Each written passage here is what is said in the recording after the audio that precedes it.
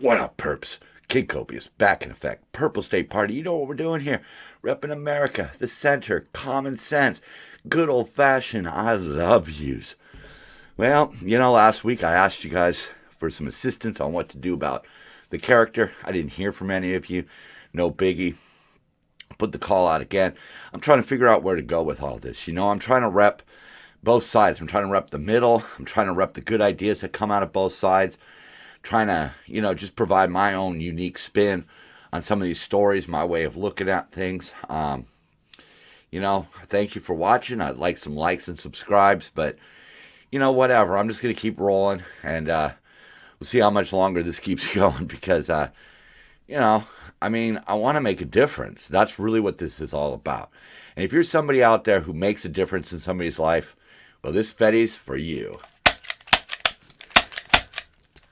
I've said it here before. The left, especially the elite left, the lefties, whatever, they wear hypocrisy as a badge of honor.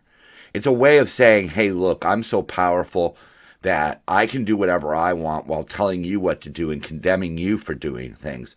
But I'm above all that. I can do whatever I want. And, they really have some bad ideas over there on the left. And I think we're gonna start it off with this story because it kind of ties in all the other stories. Democrats pressed Capitol Police to show favoritism to officer who killed J6 protester. Remember Ashley Babbitt, she was committing the violent crime of climbing through a window when she was shot by a police officer. U.S. House Democrats pressured U.S. Capitol Police to provide special financial assistance and even a promotion to the officer who fatally shot unarmed protester Ashley Babbitt.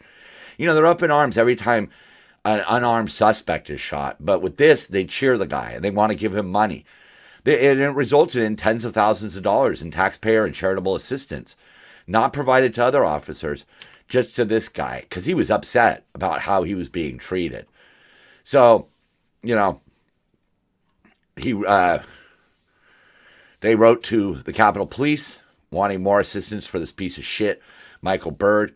I call him that because, how is it that as we're going to see other officer involved stuff coming up here, and how is it that this guy is hailed as a hero?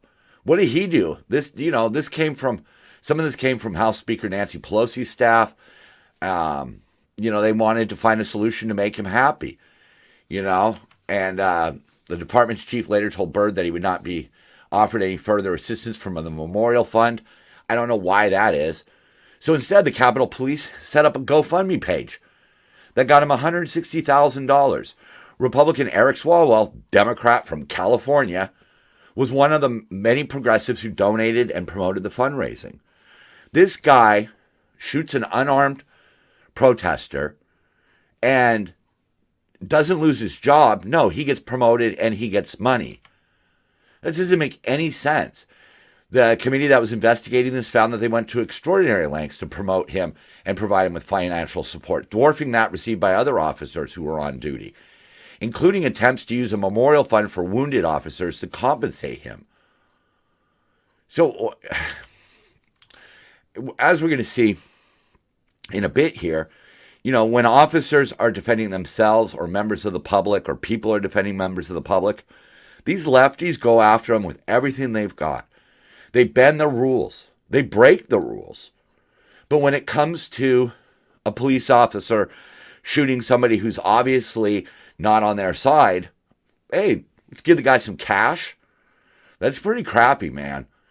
And that's one of the reasons why here at Purple State, I focus a lot on the left. There's a lot of things about the Republicans that I don't like. But at the same time, the more the lefties show their true colors and abuse their power, the more frightened I personally become. They talk about Trump being a threat to democracy. The left is a threat to democracy and remains so because they didn't learn their lesson in the election. Hey, January 6th, it got out of control, but to give an officer rewards for shooting an unarmed person, that's kind of crap. I don't really understand their justification, but I guess they don't need a justification because they're better than us. So, earlier in the week, the CEO of United Healthcare was murdered. He was assassinated. And there's a few interesting things in there. The guy had deny, dispose, delay, whatever, written on the bullets, which, on the casings, which, harkens to a book about the evils of the health insurance. An interesting story that I heard this week was somebody who had to go to the ER, and it was going to cost them $300. And your knee-jerk reaction is, that's not fair. The insurance was going to cover some of it, whatever. They were going to owe $300. But if you made ER visits free, like it is for, if you're an illegal migrant or a drug addict living on the streets, everybody would just show up. And that's what people on the streets exploit. They go to ERs, and if they don't get the pain medicine, they'll literally call a taxi from right outside the hospital to take them to a different hospital. Or they'll just dial 911 and have an ambulance. I've told the story on here before of an ambulance driver who once dropped a guy off at the hospital and returned only to have to take him to another hospital. But, there are things about insurance that don't work for, the insured.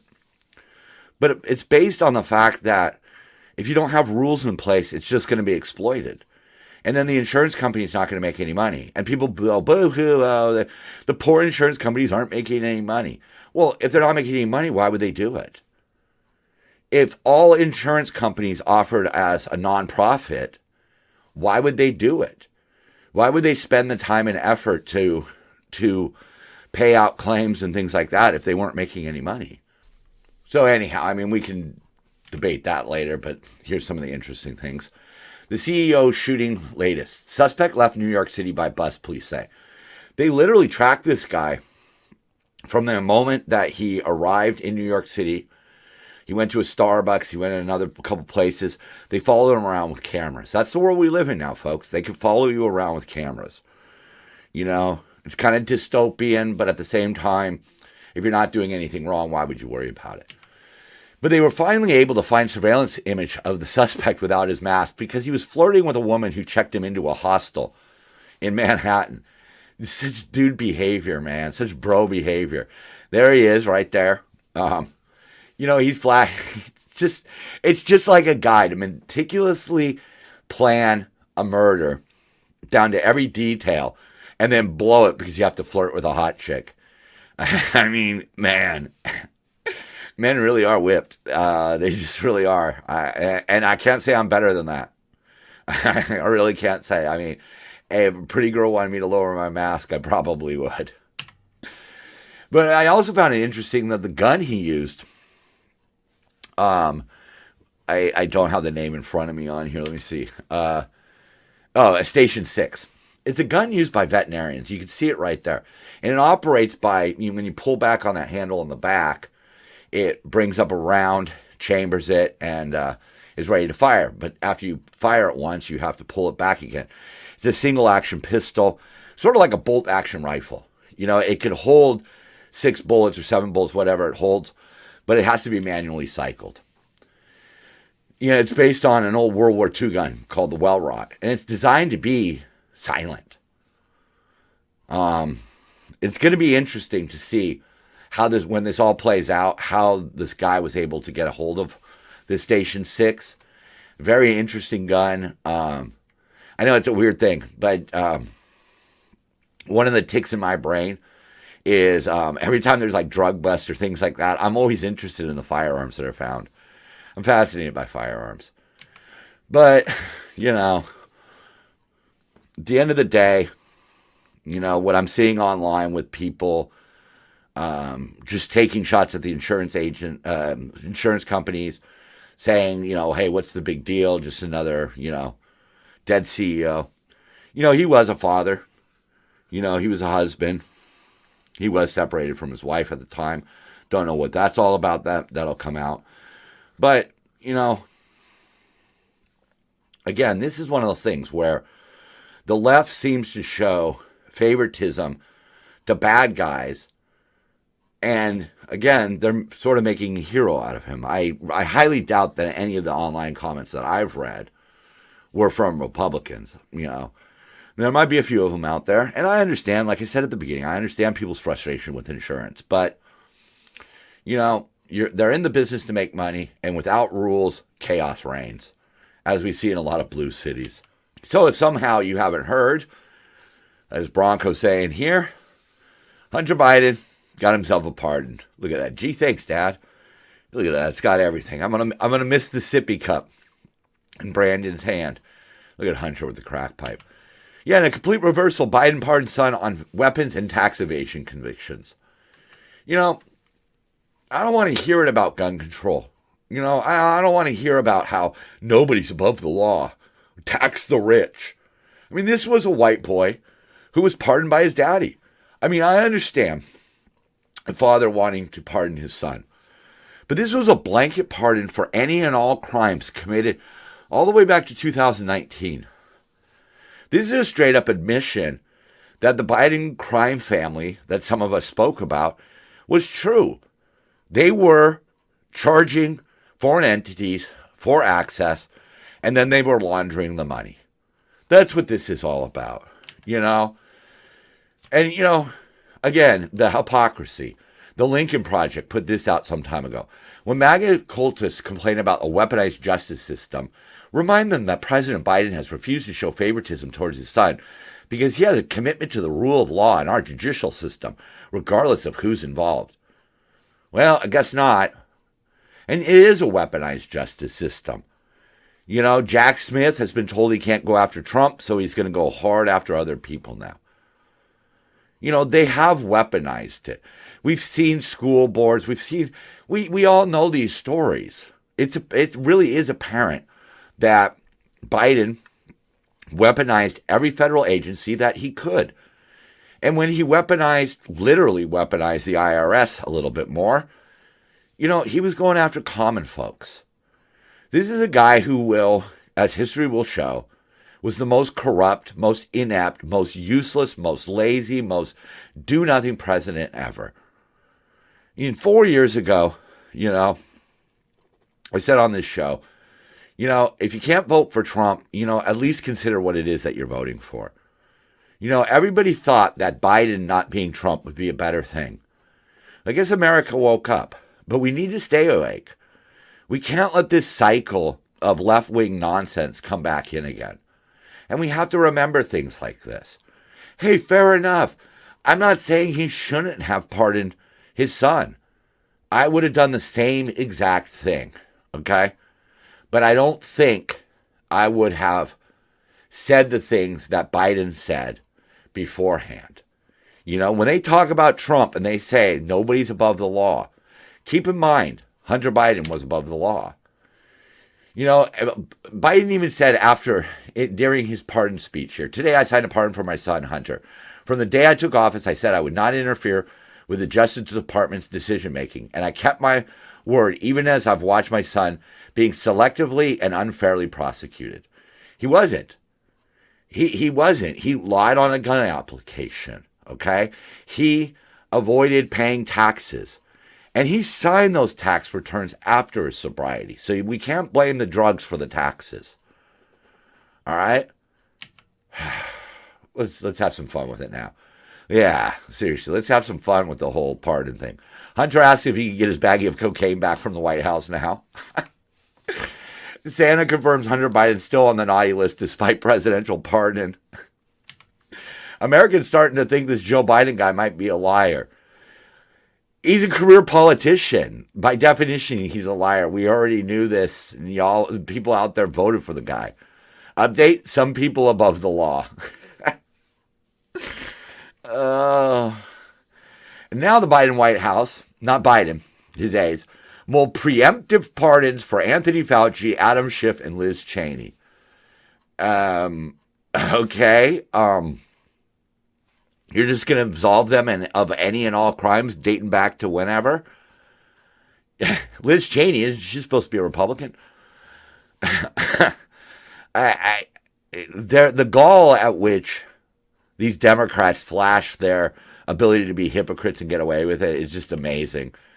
His top aides are weighing the idea of issuing preemptive pardons to current and former government officials ahead of President-elect Donald Trump's inauguration next month. So, did these people do something wrong that you know about that you haven't told the American people? I mean, because personally, I would love to see Adam Schiff in prison, okay? I think Fauci was just a greedy Dumbo, all right? And Liz Cheney, she ain't even worth mentioning. But this is the world we live in now, where they are going to issue preemptive pardons. Okay. Let's talk about Doge. Vivek calls for ending federal funding for California's high-speed rail, labeling it a wasteful vanity project. It is, okay? You know, that's why President Trump pulled it back. Alex Stapp here. You know, it's $100 billion over budget. $100 billion. Okay? We have a crumbling infrastructure in California, crumbling schools. We have desperate poverty. We have record homelessness. We have, unequal crime ever seen in history. Unequal crime ever seen. I don't know what the hell that means. But what I mean is we're seeing more of certain kinds of crimes than we've ever seen. I don't know how money solves that. Maybe more police officers. I don't know. I'm just spitballing here. And they won't even set a date for completion because they don't know. Because part of this bullet train is that they keep bringing in experts, advisors, people like that, who are making millions of dollars basically saying, okay, I think you should put the next piece of track there. Or wondering how it's going to affect the local environment. And can it be greener? Not about actually finishing the train. They lied to us about the train. They purposely underreported the true cost of the train just to get it passed. Because, why?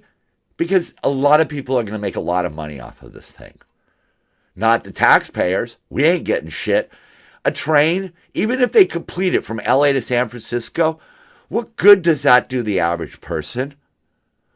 What good does that do anybody? A small little quinto percentage will benefit from this. I don't think I'll ever use it. Every time I've been to San Francisco, I've just driven. Of course, now, with Gavin just trying to jack gas prices through the roof, maybe I won't be able to drive to San Francisco. So you know what? I just won't fucking go to San Francisco. Okay? Because I don't really care about going to San Francisco. We have bigger problems. And $100 billion trying to get from the federal government and stuff like that, man, this is just exactly why an agency like Doge needs to exist, okay? This is ridiculous. Rich people are getting richer and nobody gets anything out of it. So one of the things they released, Doge, Vivek and Elon there, they had kind of a 6-point focus plan here. Number one on that list was government spending. Part of that is that contractors have gotten used to just overcharging the government. And that needs to be reined in. A penny saved is a penny earned. We have pressing issues in this country. So we should not be paying $1,200 for a coffee mug, $800 for a hammer. Cut regulations. And as soon as you say cut regulations, somebody out there is going to go, oh, what, you want mercury in the water? Well, no, you don't cut regulations that actually make sense. You cut regulations that increase the cost with no benefit. Reduce government jobs. A lot of these are civilians in the Department of Defense. I'm sure that there are a lot of agencies in the federal government that are just repeats. They're just redundant. Assistants to assistants to assistants, right? Remember that? That was on The Office when Dwight had an assistant. So he was the assistant to the assistant manager. Just dumb. Okay? We don't need all those government jobs. Yes, it will create some problems, but there are ways to possibly move those employees. Maybe move them to different departments where they're needed. For example, if you've got a bunch of armed IRS agents who have been hired basically just to be the strong arm of the IRS, maybe put them to work at Border Patrol. If they don't like it, tough. And remote work. Show your work. I mean, As somebody who has absolutely zero remote work, um, I don't really get why some people deserve to just sit at home in their pajamas. I'm not a big fan of it. I really don't believe that it helps productivity. In some cases, I think it's fine, but that's on a case by case nature, whatever. Number 5 was to scrutinize the Biden's green bills, his so-called Inflation Reduction Act. Remember that? That didn't reduce inflation one damn bit.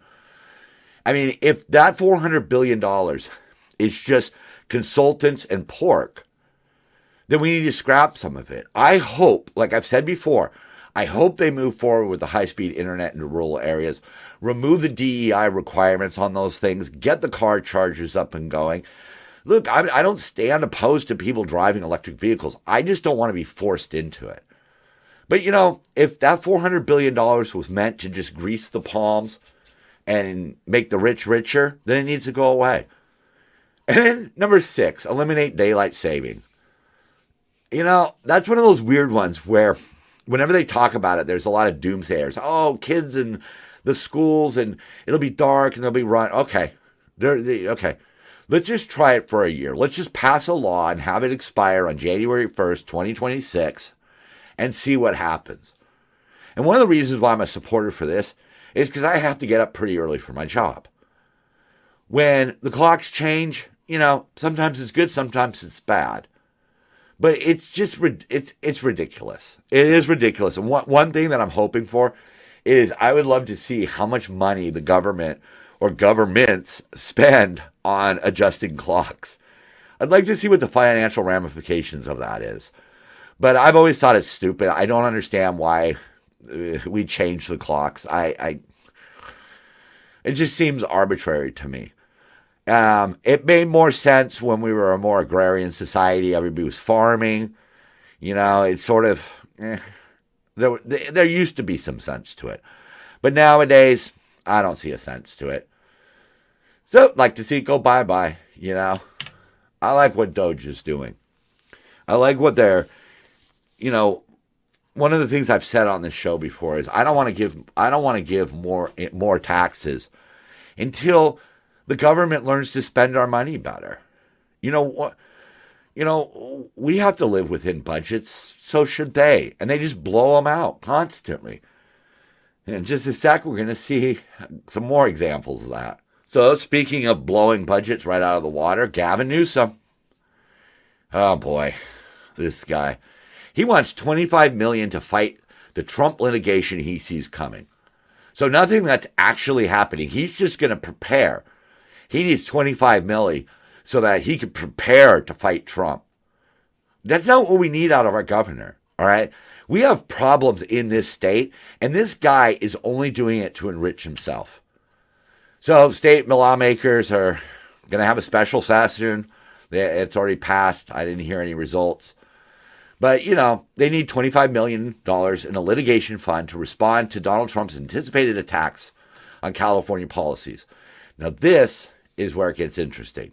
On civil rights, climate change, and abortion access. Why that's interesting is the Supreme Court has recently said that the federal government cannot legalize or make illegal abortion. Boom, off the table. Civil rights. Well, what civil rights are you talking about? Because one of the things they're talking about is allowing kids under the age of 18 to go on life-altering puberty blockers, have sex changes without parental consent. I don't think Trump's going to do much about that. I think that's one of those things that's been left up to the state. So if the state wants to allow it, the state's going to allow it. But the reality is it's that thing in the middle. They put it in the middle, to keep it kind of hidden.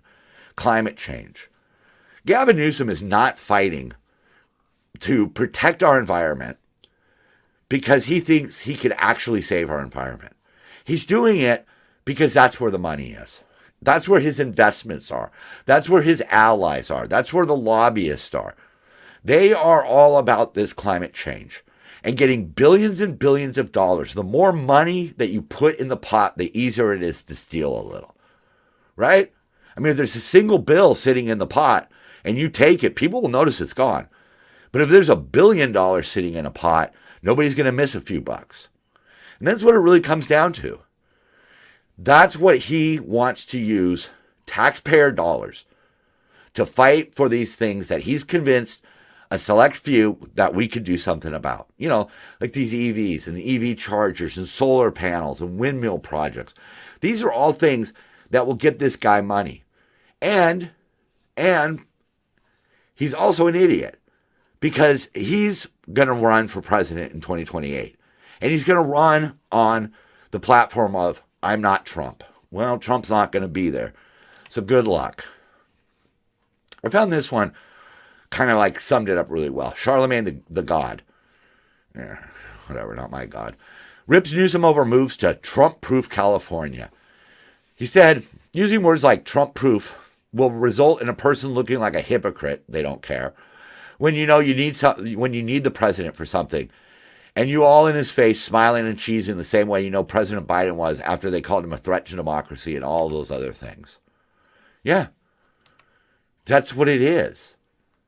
That's what it is. He is going to jeopardize California's relationship with the federal government to make money and to raise his national profile. He wants to be the poster boy for I'm the progressive. If you like governors who let people out of jail, vote Gavin. Gavin 28. If it ain't broke, broke it. That's what it is. Look at this. California's unemployment benefit system broken with $20 billion owed to the feds in loan debt. Every year, we pay $1 billion in interest to fix this broken system. And we know, the worst part is we know where it's broken. Okay? We know where it's broken.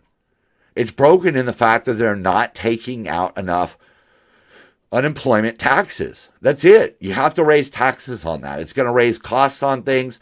We really don't need that. But at the same time, we have to have an unemployment fund. It's facing big deficits, requiring a full redesign. It's been going on. I mean, I can't blame Gavin for this, but what I can blame him for is the amount of fraud and the amount of money that was given out during COVID. They've not recovered that money. And quite frankly, even though I somewhat benefited from it, they were giving out crazy unemployment. So as our government, city, state, federal, whatever, fail us, it will start to come down to the individuals to handle these problems. We are returning to the Wild West, where a man settled his issues with a gun. Just the way it was back then. If somebody tried to rustle your cattle, the posse was formed and they strung them up. And that's where we're getting to now. Because of left-wing policies. I in these coming stories, I don't see how a Republican would make any of the same decisions that would lead to these things or the result of these things or whatever. California arcade owner storms homeless camps to grab back stolen X-Men machine and other loot after cops tell him their hands are tied. The owner of a California arcade was looted by a mob of vagrants. He ended up raiding nearby homeless camps looking for the stolen merchandise after cops told him their hands were tied. Their hands were tied? I don't think a Republican did that. So moments after Will Luna, who owns Extraordinaire Arcade in San Bernardino, closed up on Wednesday night, a woman who had been hiding in its attic dropped inside and unlocked the door. Then a pack of at least 18 people, homeless people, spent the Thanksgiving holiday Wednesday night into early Friday, stripping the business of anything that wasn't tied down, including an X-Men arcade machine. But they did. You know, they just destroyed his business, something that, you know, he worked hard to build. They were just in there, in and out. They had a free-for-all, Luna told the Post. The homeless thieves also stole their cameras, gaming consoles, a debit card reader, snacks, the keys to all the game machines, and even an X-Men arcade cabinet, which they dragged towards a nearby homeless encampment. There it is being dragged off. So he called the police. They performed a basic investigation, but before they got anywhere, a vagrant told him that he had spotted the owner's stolen merchandise at a homeless camp behind the building. So he took matters into his own hands. He called the police, but the police said they weren't allowed to enter or move the tents. They're illegally there. Why can't you guys go in, move this shit, and go in there? They said, we can't. It violated homeless rights. I don't give a fuck about how many rights they have. These people have my stuff. Eventually, Luna said that the police and himself reached an agreement. They said, we can't go inside, but you can. So he did. I just went through all their tents, started knocking that shit down. I was ripping all the tents up, and I started finding my stuff. This is what is going to end up happening. People are going to get so fed up with this bullshit that they are going to have to start taking the law into their own hands. The looters also broke into a salon next to his arcade, smashing the windows and stealing the register. And he said all the businesses in the little retail and worship center, which has a pizza restaurant, a church, a salon, and an arcade, have been broken into in recent years as 3 nearby homeless camps have grown. So you just have a pack of marauding thugs. That's what you have. You have these desert bandits out there. They pitch their tent and they just loot from everybody who passes by. The men would stand next to the windows of the salon and masturbate while gawking at female customers, pushing the owner to call the cops to clear them out. Shortly after, the shop was set on fire. That's what they do. If you call the police, they retaliate. And after they retaliate, you're still told the same thing by the police. We can't do anything about it. We have crafted a society, especially here in California, but in most blue cities, where the criminals have been given the green light to ruin people's lives.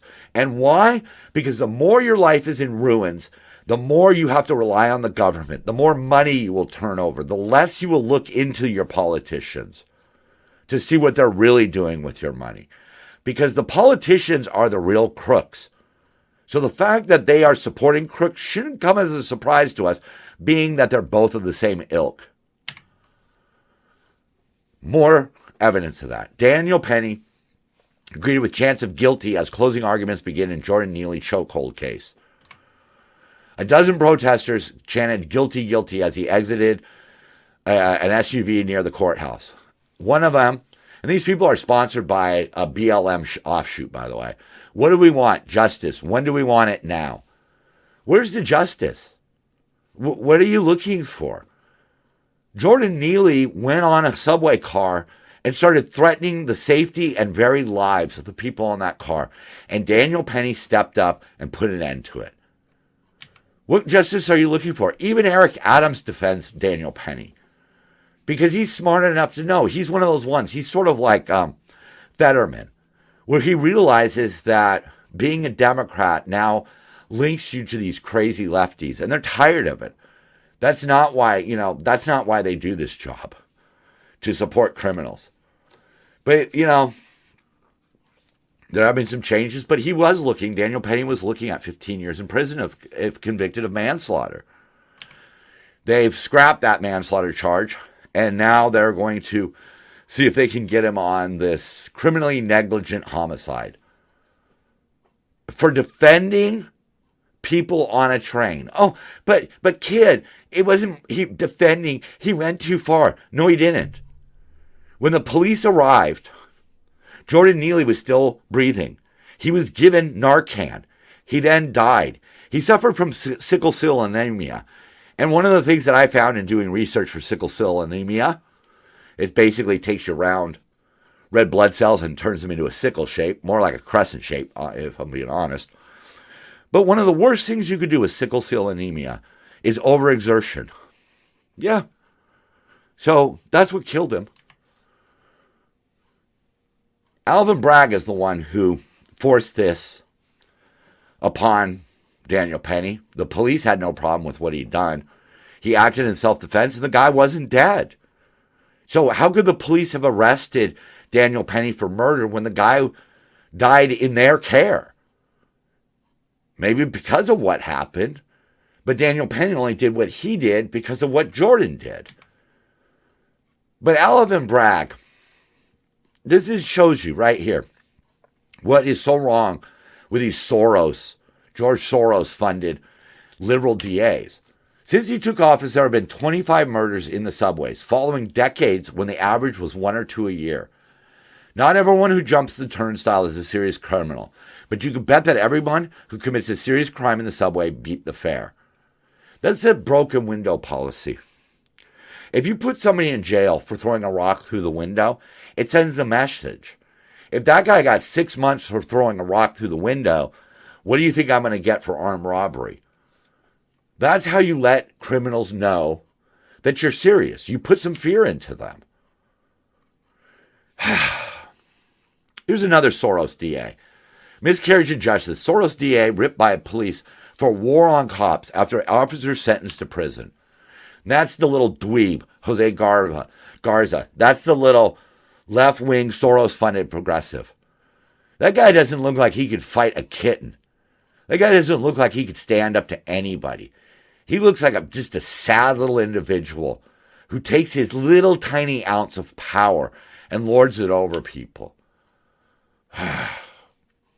Police officers past and present are speaking out against the county's progressive DA after a fellow officer was sentenced to 2 years in prison for what they say was a case of him performing his job the right way.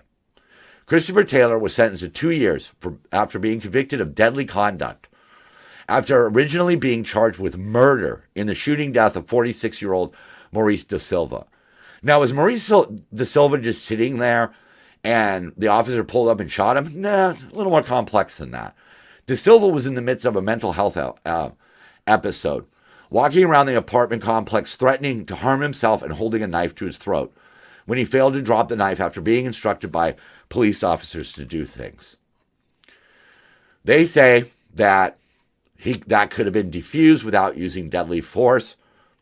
Okay. But he came after them with a knife and he was shot. Could they have done something else? Possibly. But that's not what happens in the spur of the moment. All right. Don't really know why. The guy was on meth. The guy was drunk. But instead, they're now going to prosecute the police officer. As one of these police officers said here, we haven't gotten any meaningful guidance because what do you change when Chris did it the right way? They tried to defuse the situation. The guy moved near him with a knife. What would you do in that situation? You can't shoot him in the leg because the femoral artery, they're going to bleed out. You got one shot possibly because the guy was close. You got one shot. Are you going to put it in this big chesty area? Or are you going to try to shoot the knife out of his hand? Because if you think a police officer could shoot the knife out of a hand, well, you better give him a rifle about a half a mile and a nice perch to rest the rifle on. Because you're not going to do it with a handgun. Well, one of the police officers said, today Garza sent a clear message. Police officers in Travis County, which is where Austin is, are prohibited from defending themselves and others to include members of this very community. When an armed subject charges at an officer to harm or kill that officer, every police officer has been trained and taught that they are legally justified in defending themselves. Today, that is no longer the case. Jose Garza has set a policy that no police officer should respond to any call involving anyone in a mental health crisis, especially if they are armed with a weapon. So how is the government going to stop this? If you don't want police officers getting involved because they might shoot the guy, well, what are we supposed to do? What are we supposed to do? The left is so fucking crazy, and their minions just believe everything they say, and they could do shit like try to take away our rights to own guns and take away the police. These people are actively crafting a society that would be more reminiscent of Mad Max than anything you'd want to live in. You're not allowed to defend yourself. People aren't allowed to help defend you. Police officers, what are they supposed to do? What was this police officer supposed to do? Wait until he was stabbed and then shoot the guy? This verdict and sentence are absolutely a miscarriage of justice by a DA who is targeting police officers for doing their jobs and letting real criminals off with little or no punishment. The weaponization of our justice system by Travis County District Attorney Jose Garza has taken away the life of Officer Chris Taylor today. If you shoot a protester at the Capitol, they give you money. If you shoot a guy high on meth and alcohol and having a mental breakdown, because, they like to bring it up like, oh, he had a mental breakdown. Yeah, the drugs are what causes the mental breakdown. Okay? Even antidepressants can cause psychotic episodes. Look at Kanye West. Look at what Kanye West was hospitalized for. Okay? More than likely, he had a psychotic break because of sleeping pills. But sure, protect those people. Right? Yeah. We're not even... This DA has given sweetheart plea deals to rapists and violent criminals while ignoring victims, and he has spent untold amounts of taxpayer dollars to repeatedly go after Detective Taylor, who was put in an impossible situation and forced to defend himself and others against somebody high on meth and armed with a knife. No matter how much Garza will try to convince people otherwise, he is actively making our city more dangerous by freeing criminals and targeting cops. That's the plain, simple fact about these people. One of the things they love to say is, he had no regard for their life, right? That was one of the things. The other thing is, they're like, oh, they don't need to get involved. Let the police handle it. So Daniel Penny and Christopher Taylor should have just let the crazy man kill somebody. Just let Neely start beating on ladies and kids. And maybe when the train stops and maybe the police will, let the murder and mayhem continue. Or maybe they'll shoot him in the leg. Because what they're setting up right now is just that. If somebody wants to go on the subway and start killing women and children, nobody can do anything about it. And the police had better do everything in their power to keep this wonderful citizen alive. Earlier, when I started this, they said, they have no disregard for their life. But you know who didn't care about Jordan Neely? Jordan Neely himself, his family, New York City, New York State. Those are the people who didn't care. Those are the people who allowed this situation to fester. This dude was living a life of just doing drugs, spice, making a little money doing his Michael Jackson impersonation, but he just shits himself, goes about his business, goes on a subway, and starts threatening to kill people. And nobody's allowed to do anything. And then when somebody does something about that, they say, oh, he callously took his life. He didn't care about it. Jordan Neely took his own life. All right? I say that as somebody who at 24 had to sober up. I was walking the same route as Jordan. I changed. So no, I don't have a lot of sympathy. I know it's a struggle, but what the fuck were you doing? Were you trying to get help? No. You went on a train and you threatened the lives of people. They want the government to control everything. But at the end of the day, it's about personal responsibility. And that's what the left hates. They want government in our business 24/7, telling us how to behave, telling us, don't get involved, don't try to help. The government's here to save you. The government is not here to save you. As I see it right now, the government here is, especially here in California, really only exists to benefit the people in government. I don't see any law. Like that DA in Austin. What does that serve? If a police officer actually abuses his power, go after him. But when he's defending himself and you go after him, or Daniel Penny and Bragg goes after him, you are just creating a society where criminals win. And that's not America. As much as Joe Biden tried to flood this country with criminals, it's still not America. You know what's American? Kid Copious. I'm Purple State Party, and so are you. Love one another and love yourself, man. If you've got some issues, take care of them. And when you're free and clear of all those stresses and things that are dragging you down, dance it out.